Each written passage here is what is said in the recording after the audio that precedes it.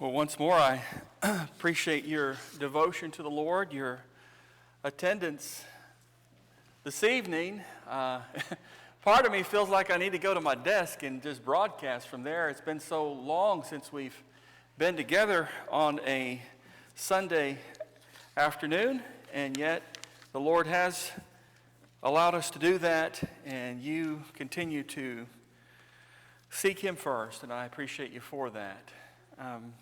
I know it's not easy masking up the way we are and meeting the way we are and all the limitations. It's not unique. We had some visitors from Texas today, and they said the same thing's there. They have to do the very same thing in their assemblies. But hopefully it's nearing its end, and certainly a change of pattern in having another service on a Sunday can probably help us anticipate that a little bit sooner, and I know that we're all looking forward to that. I do want to say that Jim Whiteside wants me to express his love for all of you. We were texting a while ago. I didn't know this. I saw the camper in the parking lot this morning, but it was him and Donna, and there was their way of getting here. He still can't get out in the crowds just yet, but they wanted to do their part to be here. And he said that he wanted Donna to get some firewood while they were here, but it was mainly to come and support this effort here in worship. So anyway, I wanted to let you know that that's what he is thinking, and certainly we look forward to seeing them again. So I was reading through the Word of God, and I came across something that I felt like would be worthy of consideration for a few minutes this evening. And it goes back to the time when David is an old man and he's about to die. And he says in the first 4 verses of 1 Kings chapter 2, it says that the days of David drew near that he should die. And he charged Solomon his son, saying, I go the way of all the earth. Be strong, therefore, and prove yourself a man. Keep the charge of the Lord your God, to walk in his ways, to keep his statutes, his commandments, his judgments, and his testimonies, as it is written in the law of Moses, that you may prosper in all that you do, and wherever you turn, that the Lord may fulfill his word which he spoke concerning me, saying, if your sons take heed to their way, to walk before me in truth with all their heart and with all their soul, he said, you shall not lack a man on the throne of Israel. And then it goes on to say in verses 10 through 12, so David rested with his fathers and was buried in the city of David. The period that David reigned over Israel was 40 years. 7 years he reigned in Hebron, and in Jerusalem he reigned 33 years. Then Solomon sat on the throne of his father David, and his kingdom was firmly established. And just reading through that really made an impression on me, going through it not too long ago. Because here I see a man who is letting his son know for the last time that he's preparing his son to do the work as a king on all the trials that they had in establishing Solomon as king. And then for David to know that his time was coming to an end. For him to know that I'm about to take the way of all the earth, that I'm about to leave this world. And he knew that. That it's a good reminder it doesn't matter who you are as a person of God. And David was certainly a great figure in the history of God's will. And yet even he had to go the way of all the earth. Even he had to come to an end in his days on earth. But he's telling his son, I'm about to leave. And here's what I want you to know. And if you think about that, if you knew that this would be one of the final moments you would have with your children or with your family or with someone you cared about, and you wanted to leave them with a last message to think about or to make one last effort to impress something important upon them, what would you say? What would you say in that final moment or in those days that were coming to an end? And I think what he said to Solomon is something that any of us could take in any situation and find great value in it. Because he says to his son, number one, in verse 3, In verse 2, he says, "Be strong, therefore, and prove yourself a man." Be strong. Be strong and prove yourself a man. And I would think that refers back to being strong in character, in having the integrity to live a righteous life, to have the strength to do what's right even when no one else does it with you, to have confidence in God, confidence in yourself, in facing opposition, in facing disappointment in life. Be strong. Be a man. Get through those moments. Stand strong. Meet your responsibilities. And don't quit. Don't give up. Because life is going to present you with many disappointments. And so you need to be a person who has faith in all of those moments of loss. And I know he said to his son to be a man, prove yourself a man. And that's a real stirring thought for anybody to think about. But I would think that there's some value in that, even saying that to a daughter, and prove yourself a woman. Because I happen to have grown children of male and female, and I can see the value of saying this to both of them, both genders, to be strong, to have conviction in God, and prove yourself as a person of God. It just so happens that David's son, Solomon, the one he was telling this to, would eventually write in Proverbs chapter 24 in verse 10 that if you faint in the day of adversity, your strength is small. That if you quit when things work against you, then you're a person who's weak. And you just can't help but wonder, if he's going back to what his father said to him, to have that conviction, to have that establishment in your relationship with God. But I think that's good for us to think about. It's good because life is not easy. It's not. No one gets a pass on this. We all have trials and we all have adversity. We all have things working against us. Nobody gets a bypass on this. Everybody is exposed to this. And so we have to be people who accept the good and the bad both. That we are thankful for what God has given, He has given, but we can also praise Him when it's taken away. Because we know that's the way life is, and it's not going to change for anyone.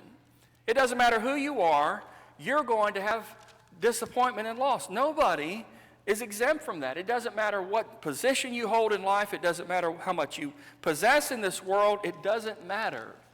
We all are exposed to the same element of change. And that's why Solomon would go on to say in Ecclesiastes chapter 3, and he's basically saying nobody gets to stay at the mountaintop all the time.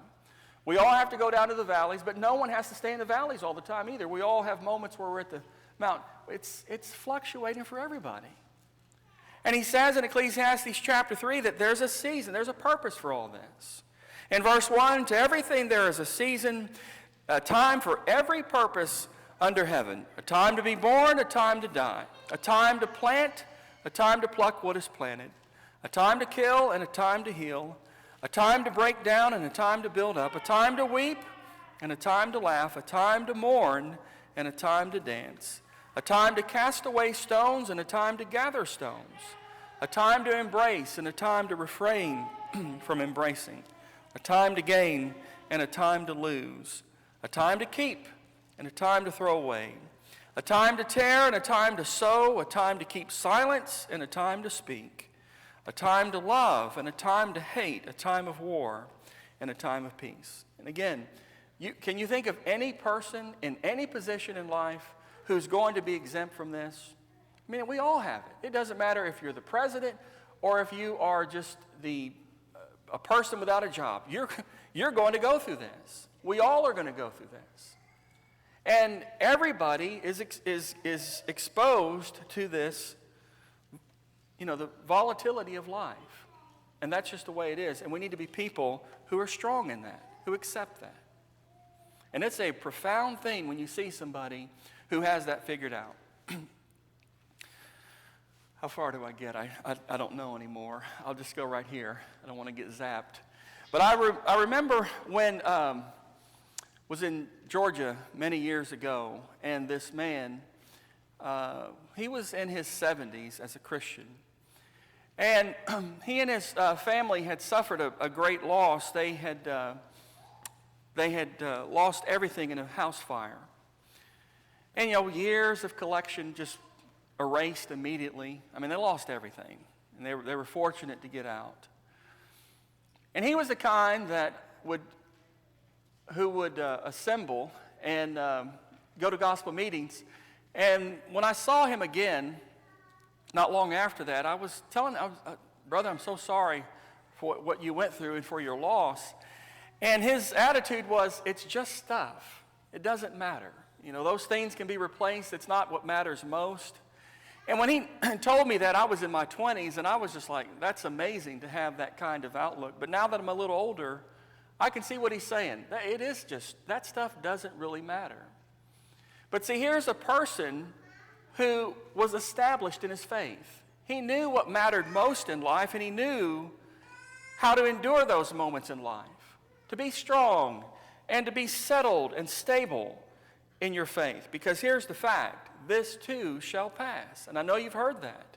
And that's exactly right. It's going to pass. And so we need to be people who endure in those moments. So be strong. Prove yourself a man. But then he goes on to say in 1 Kings chapter 2, another piece of advice that is worthy of passing to any person, where he says in 1 Kings chapter 2 and in verse 3, keep the charge of the Lord your God to walk in his ways, to keep his statutes, his commandments, his judgments, and his testimonies, as it is written in the law of Moses, that you may prosper in all that you do and wherever you turn. So keep the charge. Keep the charge. Or as it says in one translation, keep your obligation to the Lord your God.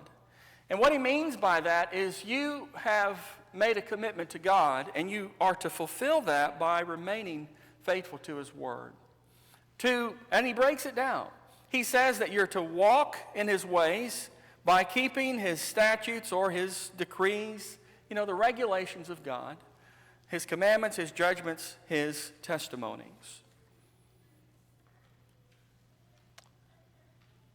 But that's tremendous advice. That's what matters most, is to tell somebody, you want to get through life and you want to succeed in life, then you square things up with God, and you keep them square. You continue to walk with God in his word. One translation says, do what the Lord your God commands and follow his teachings.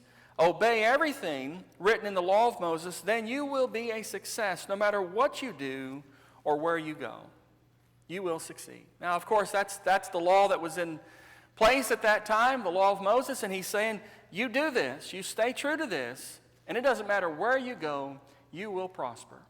And what we see in Solomon's life is that's exactly how it turned out. When he stayed close to the Lord, he was very successful in all that he did. And he was not the only person who found that reality. When I read that, it reminded me of what Moses said to Joshua as he was preparing Joshua to take the land of Canaan, to lead the people into the land. And there's a very similarity, really close language in what he said to him in preparing him for the future and for his task. And in Joshua chapter 1, it says in verses 7 and 8, where he says, only be strong and very courageous, that you may observe to do according to all the law which Moses my servant commanded you. Do not turn from it to the right hand or to the left, that you may prosper wherever you go. Very, very close language to what David said to Solomon. There it is. He says, look, you got to have courage, you got to be brave, and you got to stay close to God's will. In verse 8, this book of the law shall not depart from your mouth, but you shall meditate in it day and night, that you may observe to do according to all that is written in it. For then you will make your way prosperous, and then you will have good success. And I love that. Because if you are a person who is interested in that type of thing, of succeeding in anything that you do, here's the core value of all that. Here's the core philosophy of a person who truly finds success in life. And that's the person who is living by the Word of God. Doesn't just shelve it until once a week to pull it out and think about it. No, you're meditating on it day and night. You're thinking about this. You're thinking about God's law, knowing that it will form you into the person you need to be to endure and to succeed. Solomon himself would eventually say that. He says in Proverbs chapter 1, where he says, the fear of the Lord, in verses 10 and 11, the fear of the Lord is the beginning of wisdom, and the knowledge of the Holy One is understanding. For by me your days will be multiplied, and years of life will be added to you. The fear of the Lord is the beginning. And so if you're going to tell somebody how to succeed in life, how to find the true meaning of life and to achieve everything of value in life, the greatest thing we can say is you read God's Word and you meditate on it day and night. You let that dwell in your heart. Think about it. And then you will have good success wherever you go. You will prosper because of the Lord. And that is tremendous to think about. But then you go back to 1 Kings chapter 2, and he says this, and I think a good way of summarizing it is you give God something to bless. And the reason I say that is because David tells Solomon that God made this promise to me, and it involves you, and it involves our ancestors, our future generations. And God's promise is that if we all will stay faithful to him, he will bless us with a lengthy reign as a family. In 1 Kings chapter 2, it says in verse 4, again, keep the law of Moses, okay, that you may prosper. In verse 4, that the Lord may fulfill his word which he spoke concerning me, saying, if your sons take heed to their way, to walk before me in truth with all their heart and with all their soul, he said, you shall not lack a man on the throne of Israel. And if you all will do your part, I'll make sure that you have this lengthy stay on the throne. And that is a beautiful thing to think about, because God was simply saying, look, you do your part, I'll do mine. And I will bless you. I will bless your family. And you will prosper and you will succeed. But you've got to love me with all your heart. You've got to keep my will in the center of your heart. You've got to walk in truth and integrity and uprightness. Keep it in your soul. And I will make sure you have all that you need in succeeding. And who among us would doubt God in that promise? And that's what David was saying. Now, his descendants obviously didn't do that. It didn't take long for them to depart from God. But even then, God was still patient with them. And the reason he was patient is because of this promise. He endured a lot with these people because of the promise he made to David. He was giving these people every chance in the world to find this prosperity he was promising. And so he was very patient with these people as they were wicked at times. Now, they weren't as wicked as the northern kingdom of Israel and the kings that would reign over them. The people of Judah from David's family were a little more faithful than they were in Israel, but they were still not completely faithful. And it says in 2 Kings chapter 8 in verse 19, speaking of Jehoram, and you're looking at roughly over 100 years since Solomon in that time frame. And so Solomon's gone about 100 years, and then you have this king reigning. And it says in 2 Kings chapter 8 in verses 18 and 19 that Jehoram did evil in the sight of the Lord, yet the Lord would not destroy Judah for the sake of his servant David, as he promised him to give a lamp to him and his sons forever. So God was patient. He was patient with these people because of the promise he made King David. But even God's patience comes to an end. And even God's patience came to an end for these people. As they persisted in their wickedness, they did not abide in the truth, and God's patience ran out. And he judged these people. That Judah was carried away to captive to Babylon because of their unfaithfulness, is what it says in 1 Chronicles chapter 9 and verse 1. And that, of course, was finalized in 586 BC. So you have a period of just around 300 years of Solomon taking the throne and then the whole kingdom coming to an end. And so 300 years is all they got out of that, of God's endurance and of God patiently waiting. And if they had just been faithful, who knows how long it could have lasted. See, that gets back to the point. You know, God was wanting to bless them, but they had to do their part in order for God to give them all that he had promised. And I see the similar thought with what he tells us in James chapter 1, that we've got to be patient. We've got to do our part. In James chapter 1 and verse 4, let patience have its perfect work, that you may be perfect and complete, lacking nothing. Give it a chance. Be patient in your faith in the Lord. Or as it says in Isaiah chapter 40 in verse 31, this is a really good thought that we can apply in many ways, where he says that those who wait on the Lord shall renew their strength. They shall mount up with wings like eagles. And he goes on to talk about the benefit of that. And that, my friends, is a verse that applies in so many ways. That when we are tempted, so many times we can respond to that temptation by saying, just wait on the Lord. Let patience have its perfect work. Be faithful to God. Give something to God that he can bless for our faithfulness and our endurance and our willingness to resist this world and its desires. And I think that's wonderful advice to give somebody. That you cannot just expect God to do all the blessing, but you got to sow righteousness. If you sow righteousness, not only will you reap righteousness, you will reap more than you sowed, is the law that we live in. And so God is teaching them, let my word dwell in your heart, and you will have all that you need. You just got to trust me, and you got to be faithful. And that, I believe, is lasting advice that would be valuable to any generation, but especially as Solomon was taking the throne. And so I share these thoughts with you in encouraging us as God's people to be people who are strong and determined, to be people who keep his word, meditating on it day and night, and of course being people who give God something to bless.